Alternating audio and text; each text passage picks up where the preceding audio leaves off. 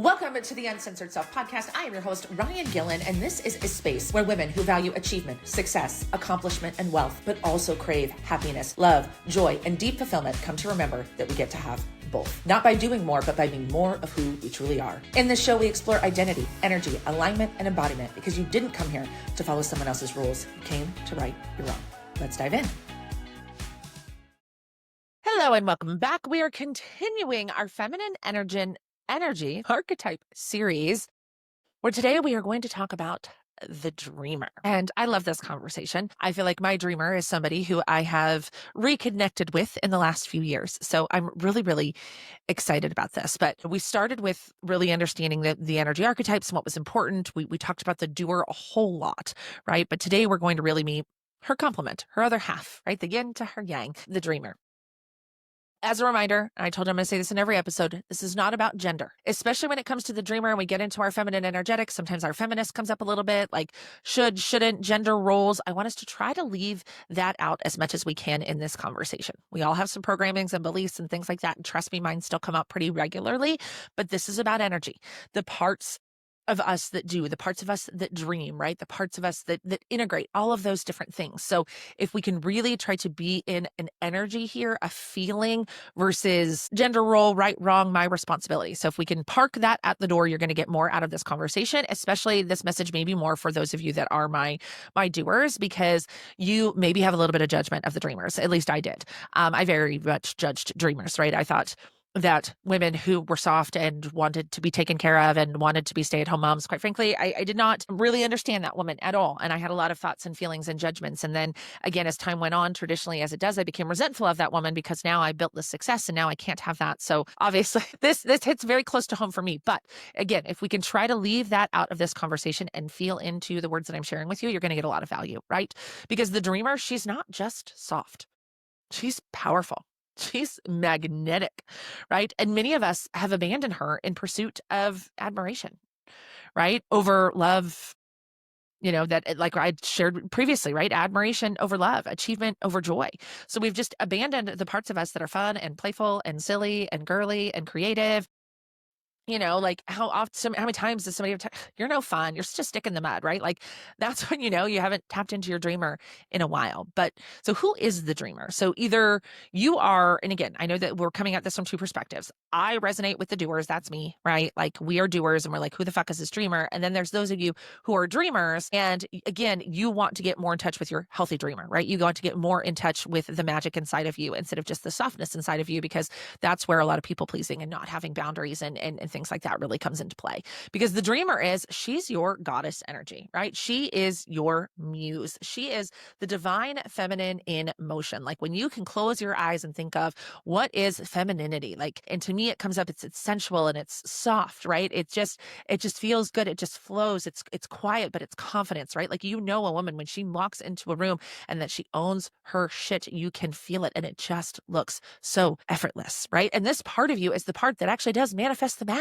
She's the part of you who calls in things without force, right? She's a joy. She's sensuality. She's intuition. She's emotional wisdom. She's receiving. She is everything that we were designed to be as women, right? She's who you are when things happen without you trying. You are in your dreamer energy when things happen without you trying. And I'm going to give you some really specific examples here because sometimes we have a hard time recognizing what these are because we've chalked them up to coincidence. So I'll give you an example of going out, my trip to Colorado recently, right? If you've been following along, I went to Denver with my girlfriends, and that was a trip that was gifted to a girlfriend of mine. And so it was one we literally called in. I did not pay a dime for that trip. Obviously, I paid for things when we got there, right? But that whole trip, it was planned for me. It was like, get on a plane, here's your plane ticket, let's go. And some of this came through, again, my girlfriend who won this. It came through my girlfriend who set it up. Somebody else was like, let's go paddleboarding and ziplining. I'm like, cool, here's my money. Somebody else was like, hey, let's go sit in this hot springs. And I was like, cool, here's my money. Like, it was just the most magical. Like, I had to do nothing to have that most incredible experience. I didn't have to pick the car. I didn't have to drive the car. Like, the only responsibility that I had that weekend was like, go to the grocery store and navigate for Carly through my jobs for the weekend. And I give you this example because I wasn't trying. I didn't set out to book a trip, like nothing. I was just the most incredible experience. It had so many of my favorite things, right? Time with my friends, some of my closest, oldest girlfriends, right? This was time in nature, which y'all know I'm obsessed with, like time in adventure and feeling alive. Like everything that I love was packaged up in this weekend that I literally called in without trying, right? That's dreamer energy. That is dreamer energy. I love live music. You guys probably know that about me too. Live music is my jam. I just feel so present. Like it is, and I've learned that it is my soul connecting with somebody else's soul. I think that people who make music have such a beautiful soul and they have such a gift inside of them, and their music is their expression of their art, right? And so like I really connect with that because obviously words are the expression of my art. And so anyway, I just really connect with it. So I love live music. So last week when my girlfriends had plans to go to a concert and she was going with somebody else and that person's plans fell through.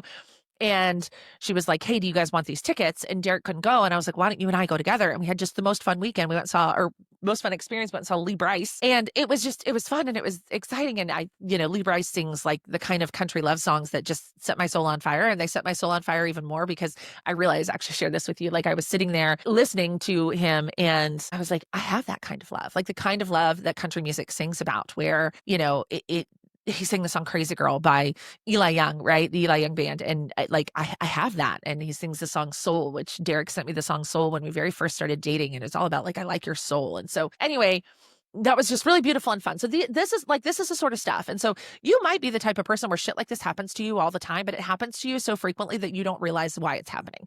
That sort of shit that's just like magical and fun and out of the blue and I didn't have to try and it just showed up, in that way, that is you in your dreamer energy. That is in your goddess energy.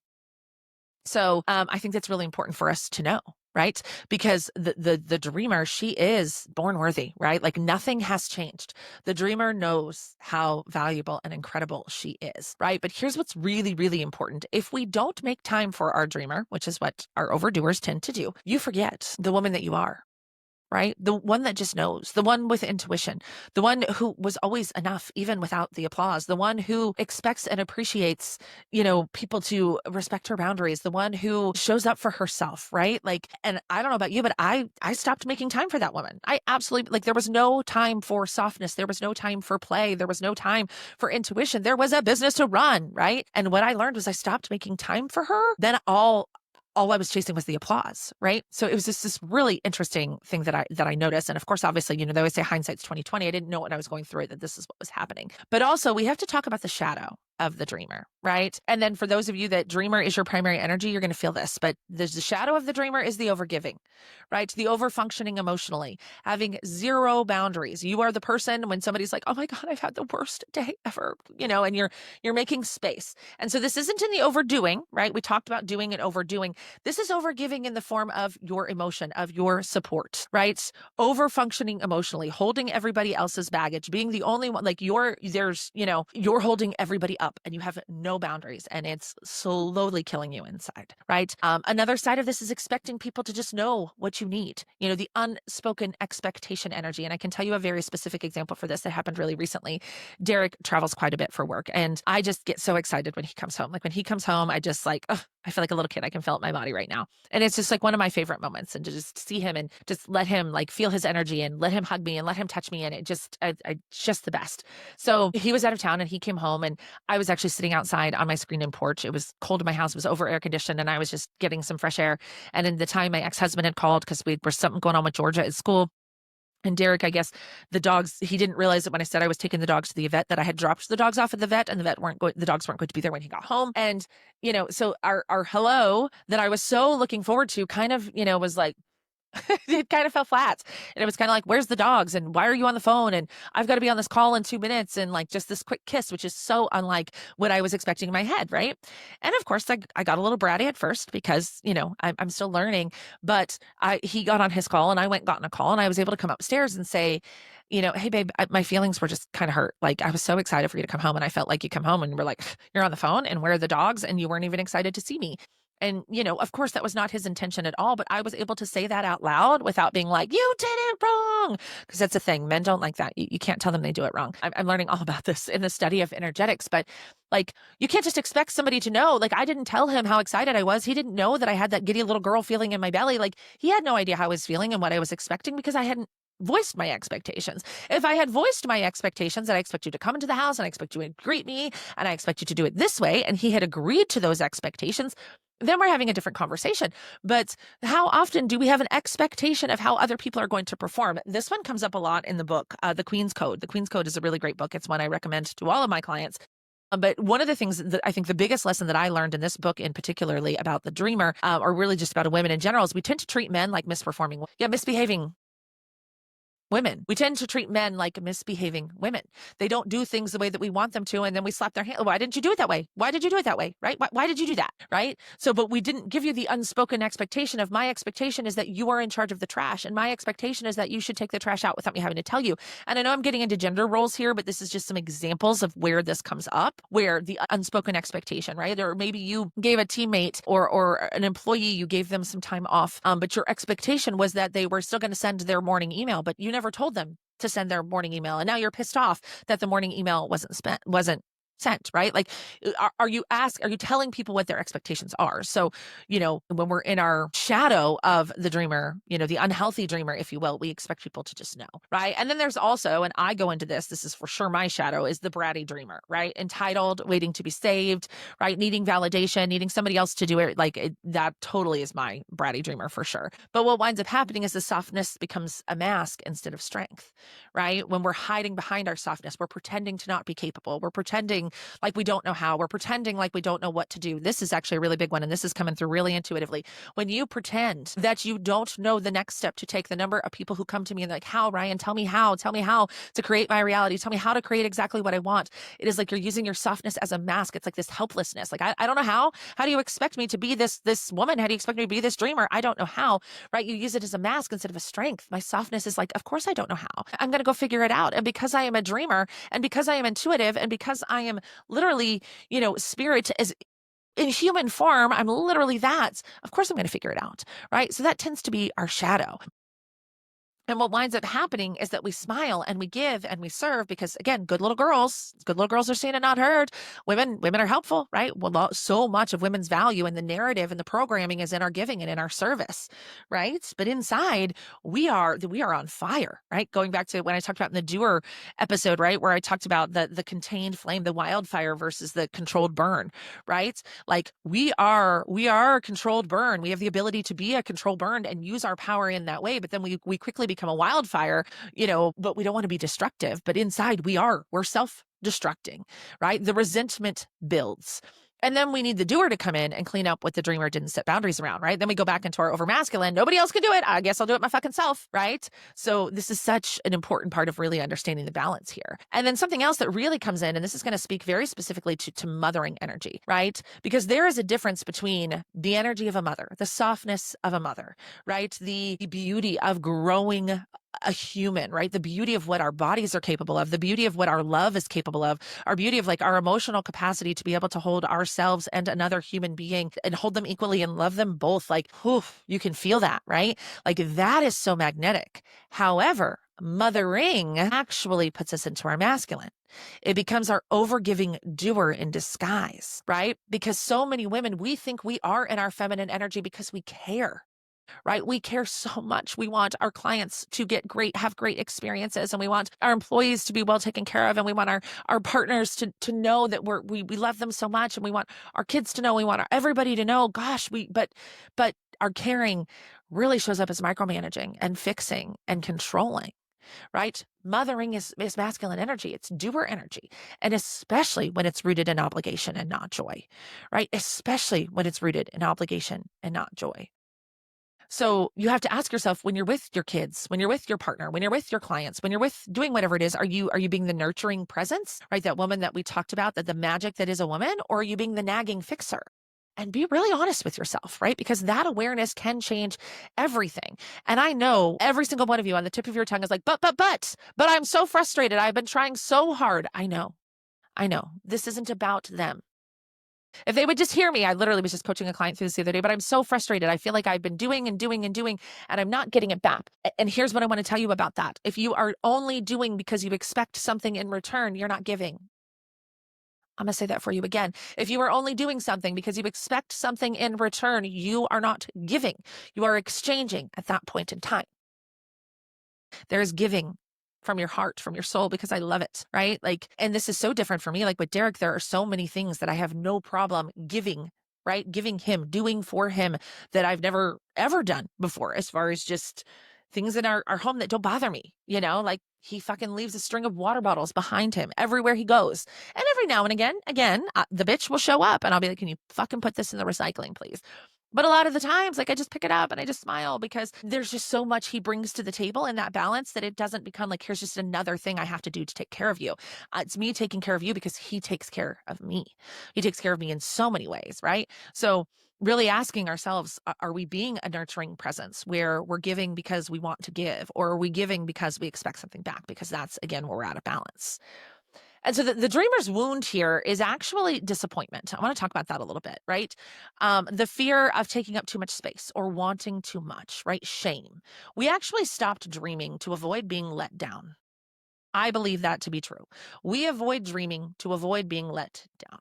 And we play smaller to stay safe. And that is because we are better at holding shame, masculine energy, than we are disappointment, feminine energy, right? We are better at playing small, right? Playing small and not reaching our full potential, and then just feeling so ashamed. I'm so ashamed. I'm not living up to what I'm so ashamed that I got here. I'm so ashamed that this is my life. I'm so embarrassed that I didn't do more. We're so much better at that, right? Because that's a masculine energy. We can prove ourselves out of that. We can call in the doer and she can get us out of that, versus just disappointment. Disappointment is, I played full out and I didn't win, and fuck, that sucks, right? Because again, it's internal versus external. Shame and blame is an external thing. There's something else wrong, right? Like disappointment is an internal thing. But the dreamer doesn't stop because things don't go her way, right? She tries again and she trusts again and she strengthens her heart, right? That's what's so magical about women, is that when we strengthen our heart, what we're capable of, right? We're not trying to shrink the world. We're not trying to be smaller. We're strengthening our heart to hold more, because disappointment is part of the human experience, but we avoid it at all costs because it fucking hurts, right? Again, shame, blame, anger, masculine, right? We can do something about that. Disappointment is something we just have to sit with. We have to learn to sit with our emotions. The dreamer is extremely emotional intelligent. She's not afraid of her emotions. She knows how to work with her emotions, right? So we really want to reclaim the dreamer here, right? For the overdoers, your dreamer, she's not lazy. If you haven't realized, she's so fucking powerful. But for the overdreamer, your dreamer isn't weak, but she does need structure, right? She does need structure. She does need a little bit of balance. So we reclaim our dreamer when we stop needing the outside validation. I think this is an important distinction too, though. It's okay to want, to desire the validation. It's okay to want to be recognized and want to be appreciated and want to be valued. It becomes a problem when you need it and you're not good enough without it and you can't give it to yourself. Right? So we make room for the dreamer by feeling our feelings, by letting ourselves be women, and by owning that we get to want more. There is no limit. There is no fair share that was allocated to you when you were born. You only get this much. Ryan Gillen, this is all that's allotted for you. If you take more than that, that's not true. You are allowed to live a completely full life, and not just because you earned it, but because you exist. Because you exist. When babies come out, they are perfect. They are perfect, perfect, perfect, perfect. Nothing has changed. You have not changed. You are perfect, just the way that you are. The only reason you think that you're not is because of the programming, right? And what we're going to get into in the next episode, in the next podcast, is we're going to talk about the dreamer and the doer together, right? The alchemist. The alchemist is when we know when and how to use both of these powers to create incredible results. This, I think of the alchemist in the Abraham example. Abraham tells the story all the time of like there's vacuuming the floor, right? And the doer is vacuum. There's people coming. We're having people over. We need to vacuum. We need to clean the house, right? But sometimes we vacuum without plugging it in, right? Because we went through the actions. When we plug it in, it's where the power comes from, right? So when the dreamer plugs in the vacuum, the doer moves it across the floor. And when they work together, you become the alchemist, right? And this is the woman. This is like true alignment. This is like the manifestation magic that we're going to talk about, right? So here's what I have, just kind of a closing, feel into this a little bit, but this is kind of my prayer for you. I jotted these notes down. Is you were never supposed to choose between softness and power. You were never meant to outwork your magic. You were born enough, worthy, magnetic. And the more you let yourself remember, the more the universe responds. The dream is not childish. It's sacred. Let it live. Let it breathe. Let it come true. And I'll see you when we bring it all together. with the alchemist. Thanks so much for tuning in to the Uncensored Self podcast. If this conversation cracked something open for you, trust that that's the work. And share this episode with a woman in your life who's ready to stop performing and start creating. And if you haven't already, hit subscribe, leave a review. It helps this message reach the women who need it most. Remember, you're the creator. The rules are yours. And your uncensored self, she already knows what to do. Keep leading, keep listening, keep becoming.